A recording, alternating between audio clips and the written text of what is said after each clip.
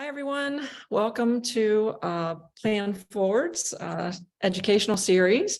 I am Janelle Stork. I am the head of customer success with Plan Forward, and I am super excited today to have Katherine Eitel Belt with us. She is an absolute expert in everything conversational, whether it's phone skills, having conversations about treatment planning. Whatever your specifics are from a leadership perspective, Katherine is the expert in our industry. I've known Katherine for many years. I consider her a very good friend, and I'm super excited that she's here today to really help our clients kind of answer these questions that we get regularly and, be able to be a support for you guys. So Katherine, I'm super excited to have you. Thank you for joining us today. Oh, I'm glad to be here, Janelle. And this is exciting for me because it's such a great company and so great to be with you and your clients. So thanks for having me. Well, we really appreciate it. And we know that you are 100% a champion of unscripted telephone skills, and would definitely love to dive in and kind of get us going on kind of how do we help our clients? How do we have these conversations and deal with the phone, which we know is our kind of our landline, our outlet to the rest of the world per se. So we definitely want to kind of cover that kind of thing. So give us some ideas and thoughts behind how you as an expert handle that kind of thing. Yeah, I am a champion of unscripted communication skills across the board. So at LionSpeak, we're a communications coaching company. We specialize in dentistry, though we do have clients outside of the industry, but we deliver those in three different lanes. One is what we're going to be in today, is patient-facing communications. The other one is a team-facing, so a lot of team culture and internal conversations. And the third one we describe as audience-facing, where we have a train the speaker and train the trainer program. But in all three lanes, all three sectors, the commonality for us, and I think the differentiator for us, is we think scripting, while it can give you, if people follow it, it can give you consistency of message and consistency of brand. Like if everybody answers the phone the same way or everybody answers a question the same way, it can give you consistency, and that's valuable. But in our opinion, my opinion, you get that consistency at the cost of authenticity and at the cost of connectivity with whoever you're having a conversation with right now. So if you and I, Janelle, had scripted this webinar, this training program, your audience, your clients would quickly know that you and I were actually reading from something, a teleprompter, or that we were rehearsing this overly, we were reciting this overly rehearsed script. It doesn't feel genuine, and it certainly doesn't feel present in the moment. But the fact that you and I have talked about how do we stay within a framework, how do we stay within an outline, but we're just going to have a conversation about it. It keeps us on track for this training session, but it also keeps it genuine and authentic and more interesting, I think. And the same is true for the telephone. We can't just have everybody answering questions however they feel like it, and we can't just have everybody answering the telephone however they feel like it in the moment. We do need consistency of brand. But I'm sort of the gal that says, why do I have to choose between consistency and authenticity? How could I have both? And I think there's one way to have both, and that is not to have a script, but to have a framework that everybody understands and everybody commits to, and they're held accountable to the framework. In other words, we're going to talk today about this 4-step framework that we teach at LionSpeak for managing any new patient phone call. But within the framework, we say, as long as you're hitting those 4 points, you get to be who you are. So we say, if you're funny, naturally funny, you get to be funny in that framework. We want you to be that because the patients will respond to it really well. If you're really tender and sweet and kind, and that's just your nature, then we want you to show up like that, really big in that framework and authentic to who you are. We teasingly say, Janelle, if you're direct, you get to be careful in the framework. You get to be careful, but you get to be who you are. And so that's so freeing. I've had administrators say that is so freeing to me because I want to be on point. I want to be effective, but I don't want to be a robot. And so I think you can do both. And that's really what we're talking about, is this unscripted approach to, and that's the same we do with leaders. And even when we train speakers, we say, we don't want you to sound like Katherine. We want you to sound like you, but we just want you to deliver a great speech. And so we help them with a framework. So it works across all of those lanes, but today we're going to focus on telephone skills. Yeah. Awesome. That's great. Yeah. Well, why don't we jump in and kind of go over, do you want to kind of go over some of those steps to kind of give them that framework, and then we'll maybe dive into some specifics? Yeah, so this will just be a quick overview. We have an audio training program that, takes 90 minutes to teach this, and we sometimes spend a half a day with clients teaching this. So there's a lot more to it, but I'll give you the sort of high flyover overview of it. So it's a 4-step process. And what's beautiful about this is no matter what question the patient asks, you can use this process. So I'll give you the 4 steps, and then I'll give you some sort of tips about how to maneuver between them. So the first step is to get in relationship with the patient. So step number 1 is relationship. What that includes is getting their name, and so that we can use it, and connecting with them however it makes sense, but finding a way, if at all possible, to connect with them. So we suggest that in the relationship piece, there are 2 ways to connect. One is a personal connection, which could be their relationship with who referred them. Like, my neighbor referred me. Oh, your neighbor, who's that? Oh, it's so-and-so. Oh, she sends us the best patients. That's so nice of her. How long have you guys lived next to each other, right? Or my coworker referred you. Oh, where do you work? Oh, ABC preschool. Oh, that's fantastic. We have a lot of patients from that place of business, and we're so honored that they would do that. How long have you worked there, right? Just, it's a little like, if the patient opens the door, I just moved, I saw you on Google. Right. I looked you up on the internet. Oh, well, when did you move here? How long have you lived here? How do you like it so far? Where'd you move from? You see, that's the unscripted part. So the framework that you can't step over, if I were the leader or the manager of a practice, I would say, if I listen to a phone call, a recorded phone call, I'll be listening to, did you connect? Now, what words you used, let them be your words, but just check the box. I connected. Someone didn't say, hey, I just moved here and I found you on Google, and my next question was, what insurance do you have? Right. And we hear that because we do thousands of mystery shopper calls a year for clients. And we hear responses. And you know what, Janelle?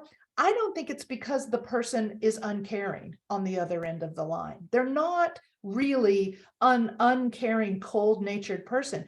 But unfortunately, that's what it sounds like to the patient, the prospective patient. It sounds like all we care about is, are we going to get paid or not?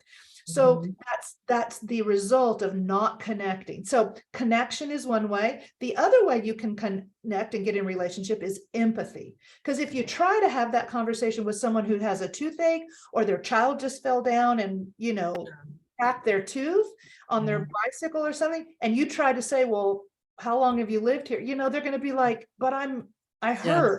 Right. So if someone calls and says, I'm having a toothache, I want to be seen, we're going to connect with empathy. We're going to say, I'm so sorry to hear that. Tell me a little bit more about it. That sounds hard. I'm sorry that you've had that going on and had that pain for this long. And so let's see if we can, I know doctor's going to want to take a look at that and get you comfortable as soon as possible. So let's see what we can do to make that happen. It's an expression of, I heard you, I've got you, I care about you. We're talking 20 seconds to do any of this. It's not very long, but don't skip it. So first step is personal relationship, empathy, either with empathy or with a personal connection, and get their name.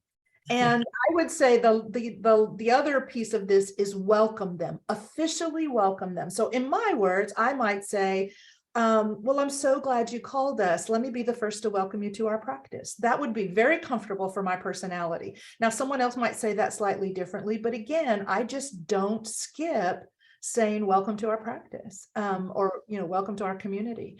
So that, that official welcome. So once you've done that, then you can move on to the next step, which we call discovery. And Janelle, if I had to pick a step that is the most often missed and is the most powerful of the 4 steps, it would be this one. So what happens is, and this is worth your members and your audience writing down and remembering. In any conversation, but particularly in a new patient telephone conversation, the person that is asking questions, is actually in control of that conversation. They are steering the conversation. And the person answering the questions is following in the conversation, is being led. Sure. So what happens is when the phone rings and the patient, we say, thank you for calling Rancho Dental. My name is Katherine. How may I help you? Typically, the next thing out of a prospective patient's mouth is a question. And so if control is like a baton in a relay race, they've got it. Because at least for now, they're saying, hi, I have a toothache and I was wondering if I could be seen today. That's a question. They've got control. They are steering the direction of our new patient phone call. If they say, hi, I was wondering how much you charge for implants. Who's got control? They do. They're asking the question. So our job is not necessarily to instantly answer their question. We are going to answer their question, but our job is to instantly, gently reach through the phone line and grab that baton of control and bring it over here. Not because we want to be controlling, but because we can help them best if we can steer this conversation in the right direction. So if you took nothing else from this training today, but you took this point that my job is to get in there and position myself as asking the questions, not answering the questions, at least not initially. So for example, I might say, if someone said, I was wondering if I could be seen today, I would say, well, we absolutely want to help you and make sure that we get you as comfortable as quickly as possible. I want to make sure I schedule the right appointment and the right amount of time. So would you mind if I ask you a few questions, right? If someone says, well, I'm wanting to know what the price of implants are, I'm going to say, I'm so glad you called. Welcome to our practice. I want to help you with that question and absolutely will. I want to make sure I give you the right information. So would it be all right if I ask you a couple of questions? Every time I do that, every time I say, would it be all right if I ask you a couple of questions? I have gently reached to the phone line. I've brought the power back to me. Now I can steer the call the way I want to and answer that question at the time that it makes sense and in the way that it makes sense for us to answer it. So step number 2 is huge. And the connector between 1 and 2 is some version of, would you mind if I ask you a few questions? I'd be happy to help you with that. I just want to do it well. So would you mind if I ask you a few questions? And now we can ask the questions that start to help us decide, am I going to offer some time today? Or am I going to give them some times later in the week because I've determined through my questions this isn't a very big emergency, or it is a big emergency, and maybe I do need to see them today, right? If they've asked the price question, I've been able to ascertain where are they in the buying process? What do they already know? And why are they even asking this question to begin with? And then I can begin to address it. So step number 2 is discovering basically 2 things. What is the right appointment to offer them? And it's often not what they asked for. People ask all the time to be seen right away. But when we query them, we recognize that they'd actually be fine to come in for a comprehensive exam, right? Or sometimes they ask to get their teeth cleaned, but upon questioning them, we realize their urgency is high and we actually should bring them in more quickly. So it can go either way. So in discovery, we're trying to discover what's the right appointment for me to offer them. And secondly, what else do they care about besides the appointment? What else do they care about? Do they care about money? Do they have an urgency of time?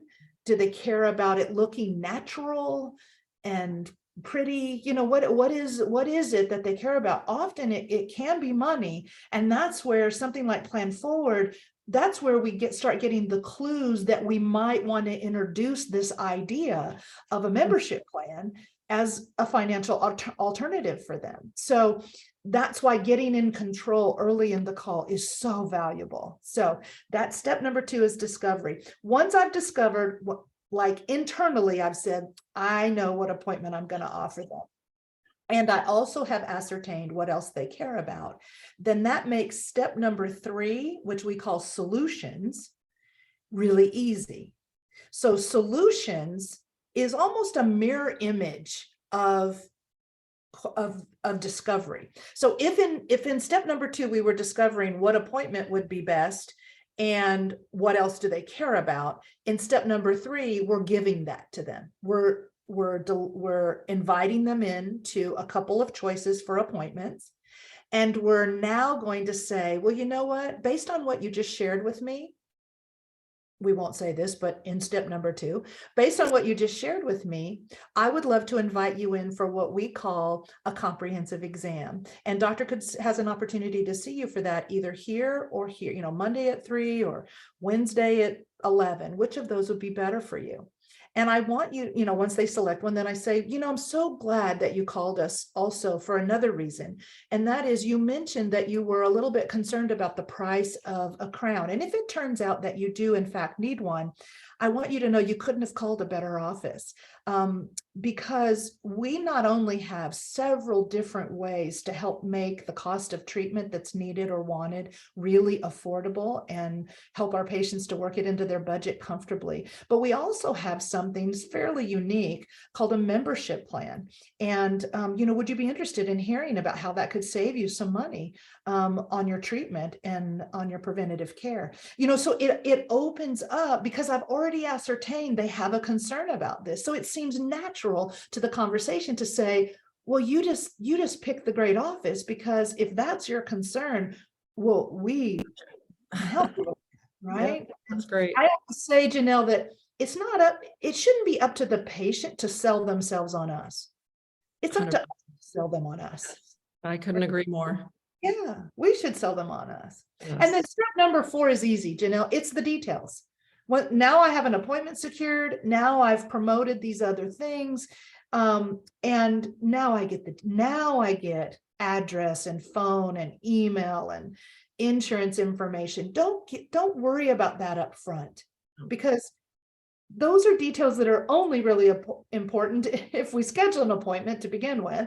And I'm much more concerned with why are they calling and how can I promote my practice and get them scheduled appropriately. Then I'll get the details that I need at the end. So that's our basic 4-step process. There's of course a lot more to it, but essentially, if you can follow those 4 steps, you can stay on track and lead the appointment well. Yeah, that's fantastic. And it seems basic, but it's so important to be able to, like you said, this is all, you know, from my long history in dental, you know, it's so important to be able to control the conversation.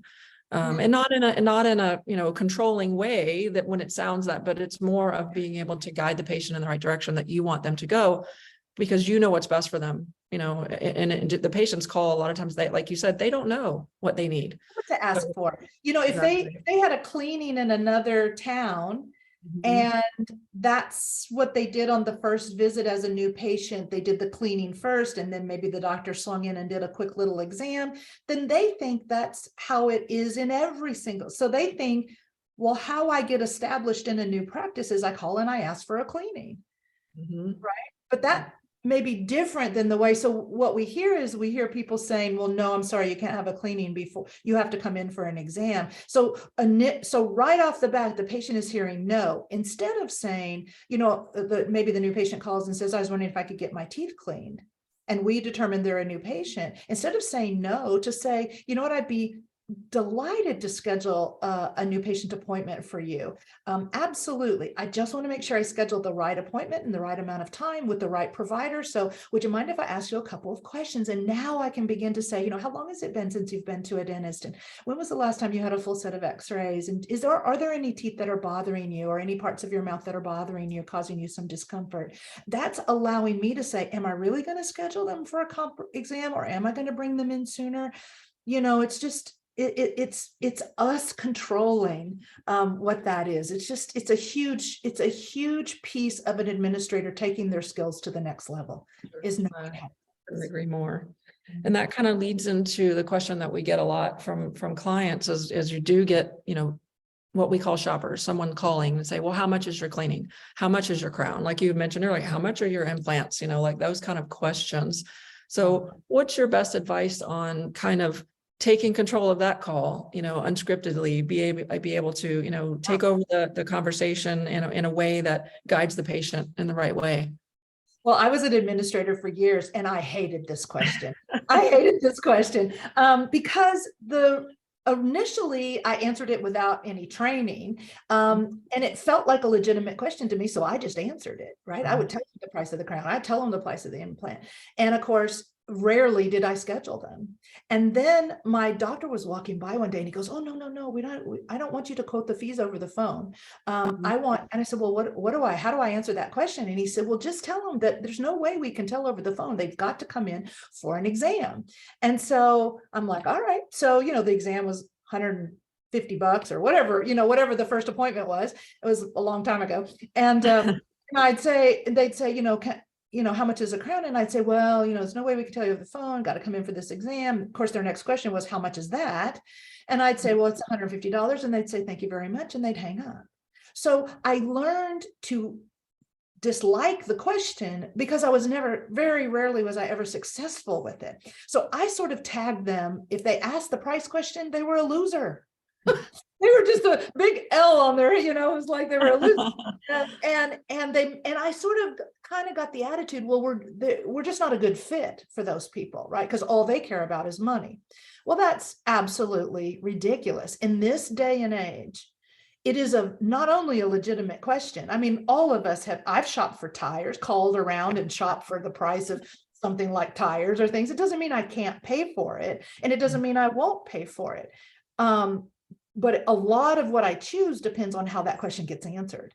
And so I think it is really important. So here's my best advice. My best advice is to fall in love with this question and to take it on as a little bit of a game, a fun, really productive and important game for you and for the patient. So I've already given you my first piece of advice, which is don't answer that question right away. Say, I'm so glad you asked that question. It's an important question for almost all of our patients as they make a decision about their care. I want to make sure I give you the right information though. So would you mind if I ask you a question? So let's say they ask for, a crown. I would say, well, is this for you or for someone else? Let's say they say, well, it's for me. And then I'm going to say, well, how is it that you think you need a crown? Is it already been diagnosed or, and so based on whatever they say, I'm going to say, well, tell me a little bit more. Are you experiencing symptoms around this? And I lead them. I say, is it sensitive to cold? How about hot? What about pressure when you bite down on it? I'm trying to determine, am I going to bring them?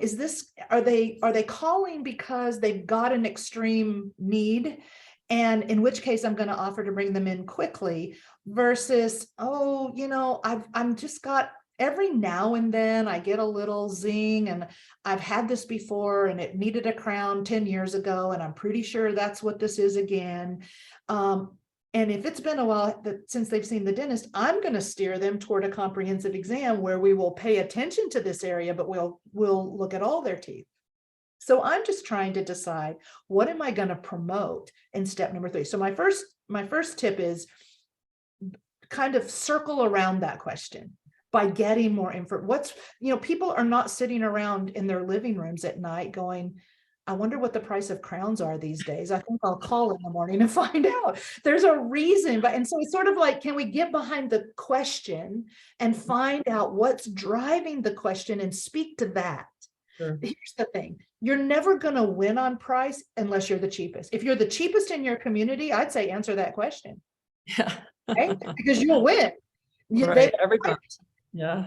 But if you're not, if you already know you're not the cheapest in your community, then answering that question is not going to get you anywhere, right? Because you're not the cheapest. So we have to speak to what's behind the question, which is symptoms or need or urgency.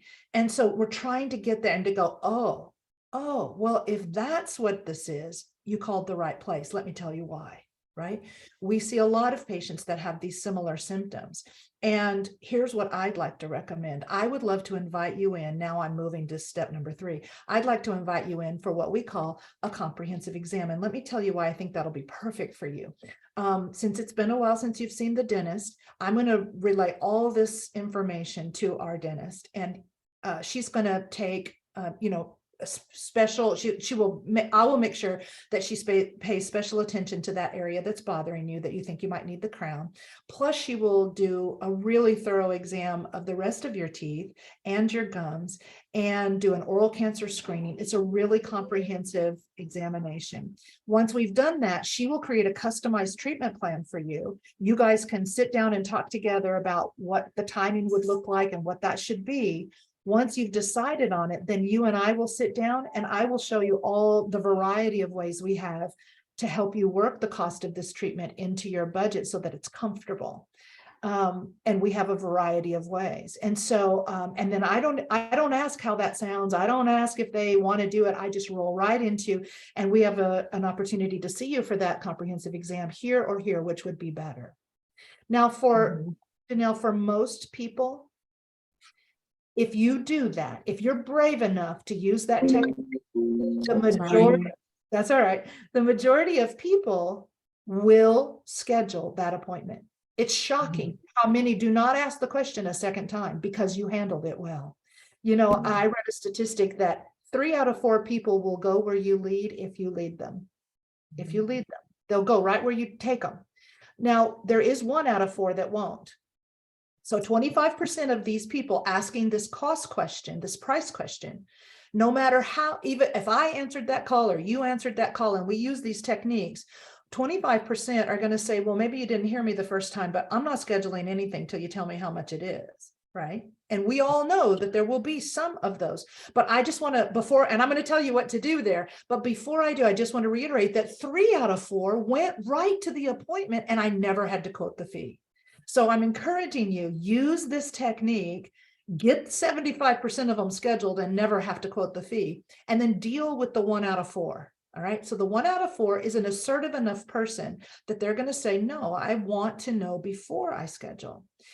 Then that's what we're afraid of. And it's actually the minority. Now, right here, I would take another run at not answering that question, not because I have anything to hide. I'm proud of my doctor's fees.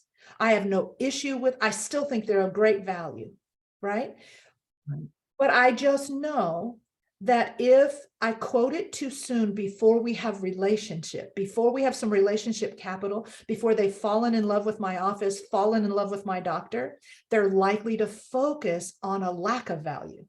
Right. So I would take a second run at it, and I'm skilled at this. So I would say, well, that's a really important question. My second run would be, one of the things we pride ourselves on here in our practice is accuracy of diagnosis, accuracy of quoting the right treatment plan and the right fees. And that's literally impossible to do over the telephone without having seen you. So I'd really like to encourage you and invite you to come in for this appointment. Here's what I promise. When you come in, you will get an exact quote. You will absolutely get the exact payment arrangements that we have available, and we can sit down and make sure that before you schedule anything, you feel completely comfortable with the finances and the financial arrangement. And if you decide that you're not comfortable, then absolutely we will be happy to send your records anywhere else you would like to go. We'll be happy to, there's no pressure. The decision is always yours. We totally respect that. And like I said, doctor could see you Thursday at 3 or Wednesday at 11, which would work better for you. I take another run at it. And just because at this point, I feel like I have nothing to lose. Right. If they ask again, and it's rare that someone will say, I'm not coming in, tell you, it's all fine and good, but you either tell me or I'm hanging up.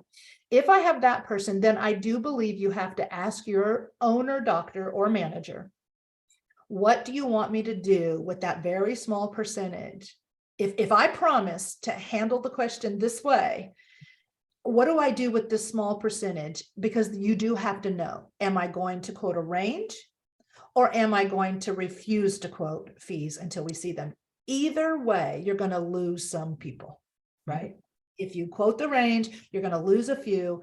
If you refuse to quote it, you're going to lose a few. And I believe that should be a practice owner or manager's decision. But what I advise is I only give them permission to do one of those two things if they are willing to be held accountable, that they will initially answer the question with these techniques. And Right. then if they get there, well, then, we do have to, if someone demands it, we've either got to say we're not going to, or we will quote the range. Does that make sense? So, And I think that's okay too, if you lose a few, because sometimes if you're already starting, like you said, your relationship is already starting that way, where the patient is already starting to ask the kind of questions that, we've already tried to help them and they're not willing to be helped.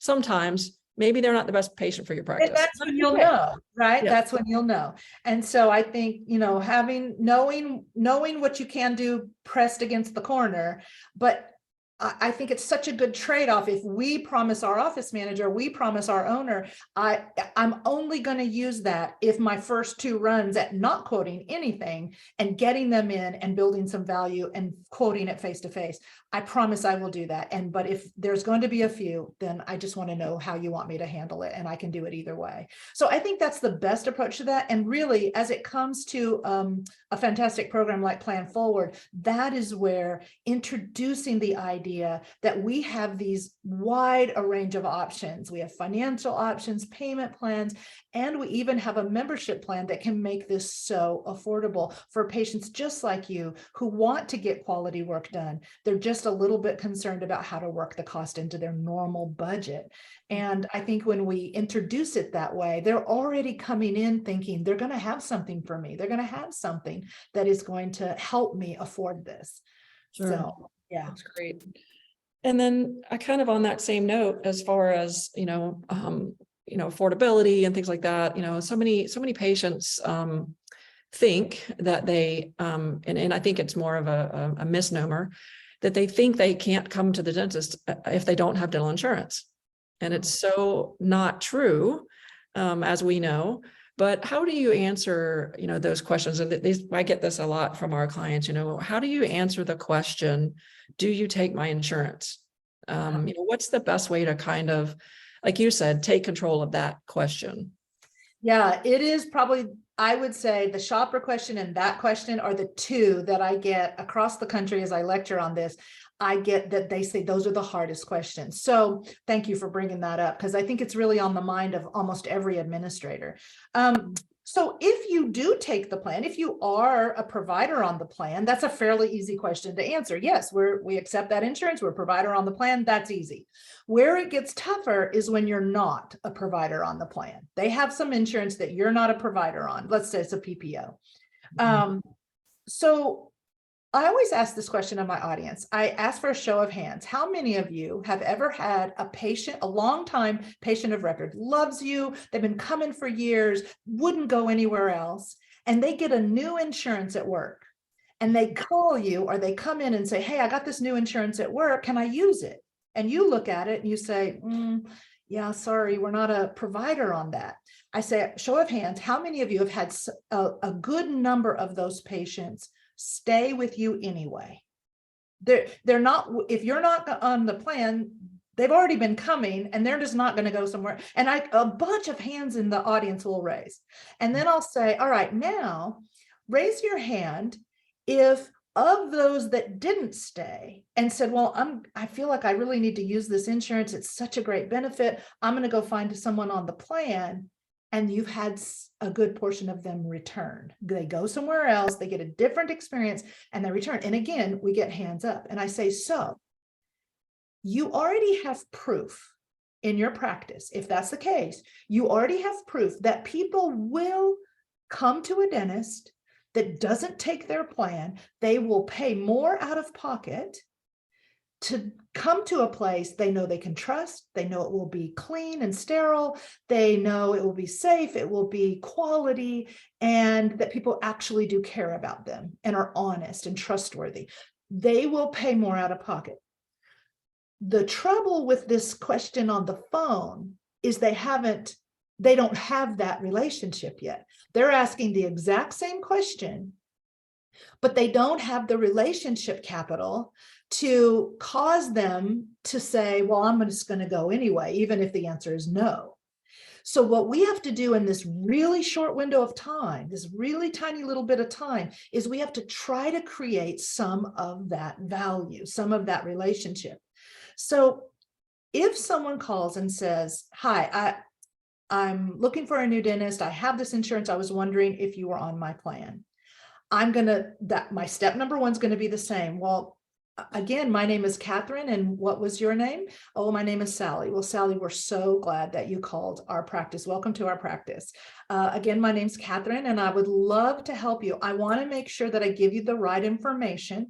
So would you mind if I ask you a couple of questions? Is there a particular reason you're looking for a dentist on this plan, that you're looking for a dentist today?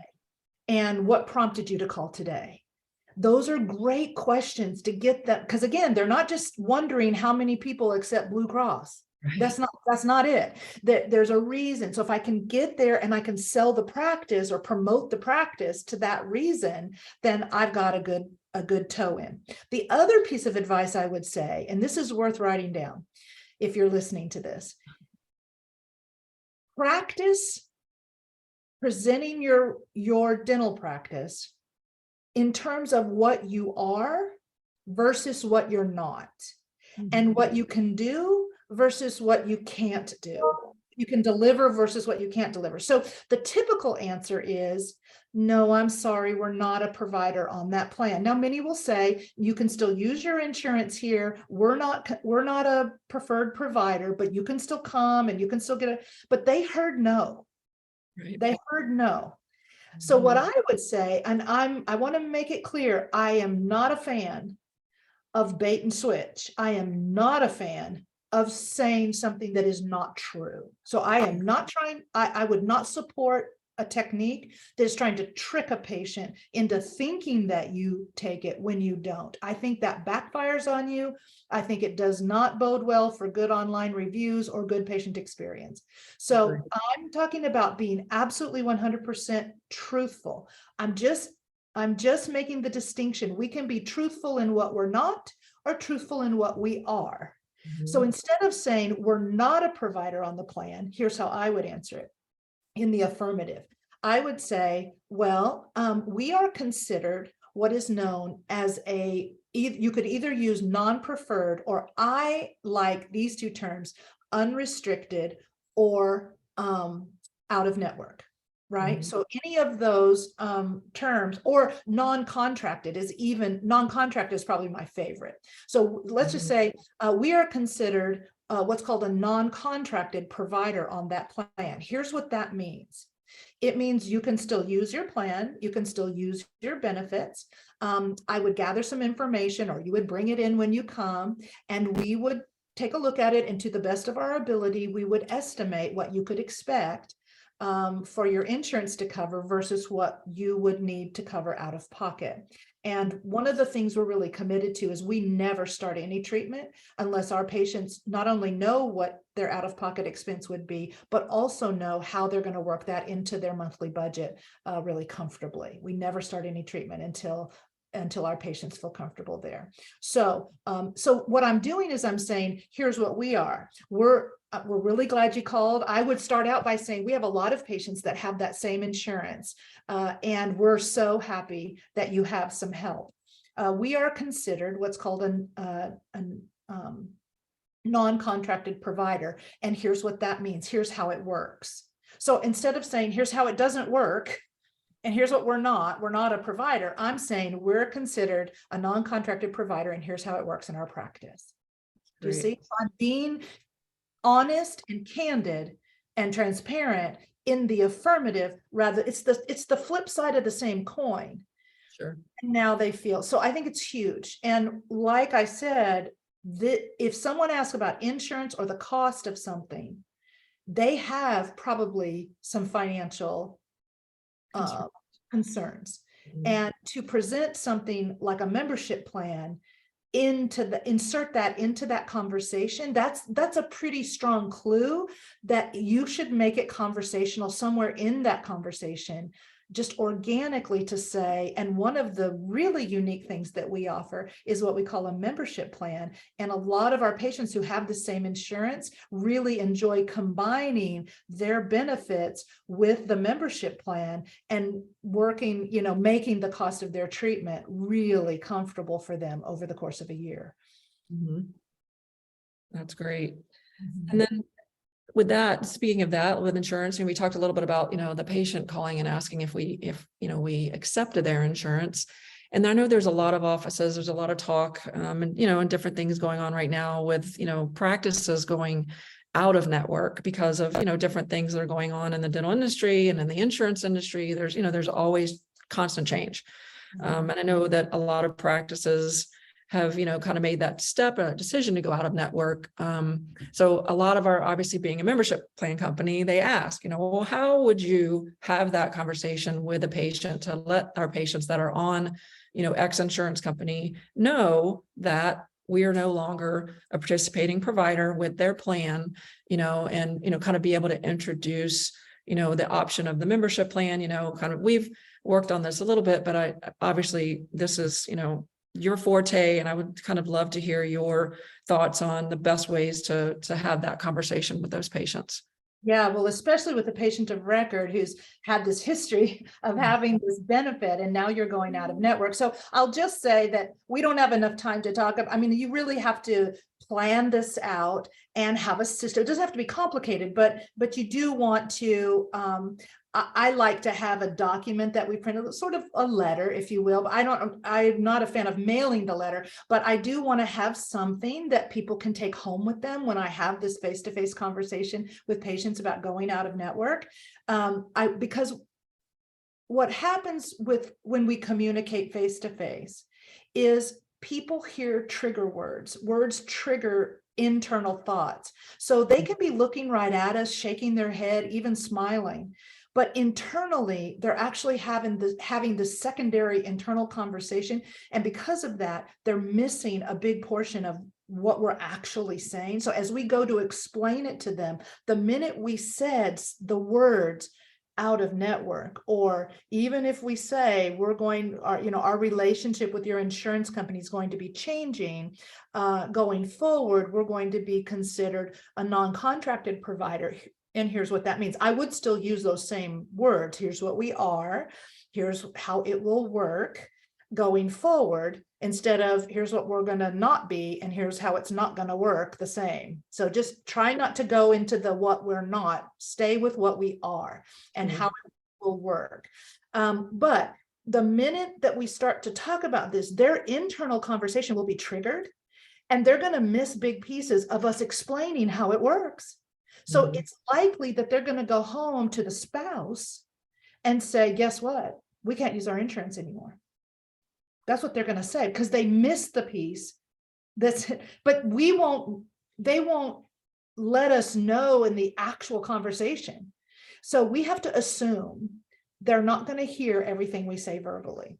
Agreed. They're not going to comprehend it all. So Mhm. I like combining what I'm saying with a written piece of documentation that they can go home and read at their leisure, share it with a spouse. So that, I would be happy to share some of these sample letters. What we make it really simple. We highlight what we know they'll skim it. They're not going to read every word. So we highlight or bold the very sentences we really want them to get. You still can use your insurance in our office. We still have ways to make your treatment affordable and feel comfortable over the course of a year into your monthly budget. So we want to highlight those things and make sure that message gets back to the family.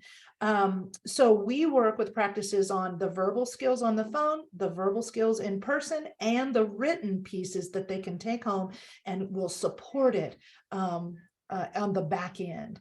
So the verbal skills are very much the same. We want to say our relationship with your insurance is changing. And I like to say, in an effort to keep our fees as low as possible, we know the cost of getting, and I specifically say it this way, we know that the cost of dental care that is high quality, lasts a long time, functions really well, and looks really beautiful, isn't inexpensive. And because of that, our relationship, we're trying to keep our fees as low as possible for our patients. And in an effort to do that, our relationship with your insurance company will be changing as of January 1st. So at that time, we'll be considered what's called a non-contracted provider. And here's how it will work going forward, right? And so we explain, this is what it's going to look like. And our patients have noticed that the fees haven't really been that different. The process is just a little bit different. But we're really, really happy that most of our patients that have had the same insurance have opted to stay. And we found ways to make it really affordable for them to do so. So, and then you just move right into, getting them scheduled for whatever their next piece is. So, and I would say that if in your system, you should build in training for if the patient says, well, I'm not going to stay if you're not a provider. I'm going to pick someone. Then we want to make sure we strategically leave the door open to say, absolutely, we respect that decision. And we're happy to send any records or anything you need to your next, we'll miss you. I want you to know that we've had a lot of patients that have gone to another, maybe you don't want to say it, but we've had a few patients that have gone to another provider, and they've not had the same experience.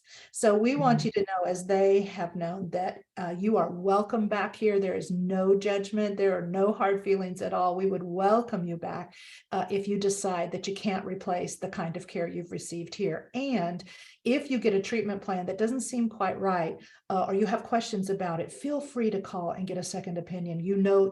Dr. Freeman, he's really how trustworthy and wonderful he is, and he'd be happy to clear up any questions that you have at a new dental office. Because what that does is it says, don't be embarrassed to come back here, because that's often what happens. They go to a third dentist because they're embarrassed to come back to the, one left. So we want to make sure that they're none of that is in existence. It is likely they're going to go somewhere else and not like the experience and want to come back.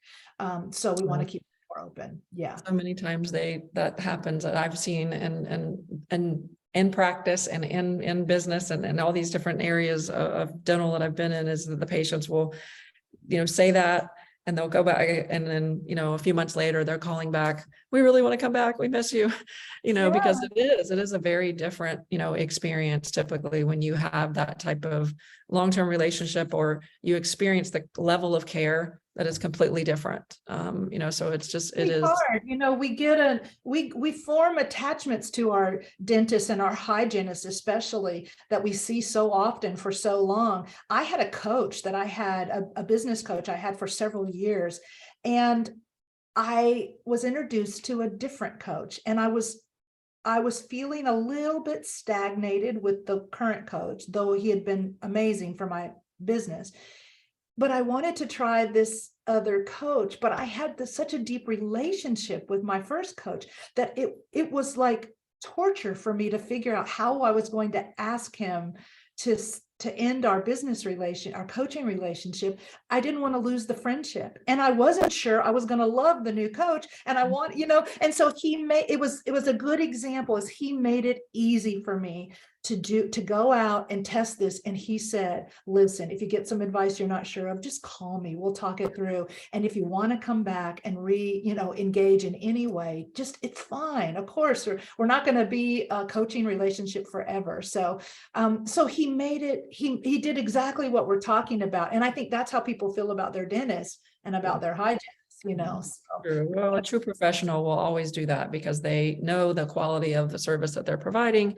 And either you need something different or from the patient, or you end up finding out that, well, no, I really need to go back because, I like it better here, or I get better quality here, whatever that situation may be. But it is true that, these conversations do happen, and we, appreciate, the depth that you've gone into, covering all of these questions that we hear regularly, and and patients, I'm sorry, I'm so used to the clinical side, that client ask us regularly, and having someone with your expertise, be able to kind of go over and, confirm a lot of what we already try. You obviously do it much better than I do, but it's something that I really wanted to be able to share with our clients to learn, from your expertise. So we appreciate so much you being able to be here today and go over this with us, and give this exceptional advice and unscripted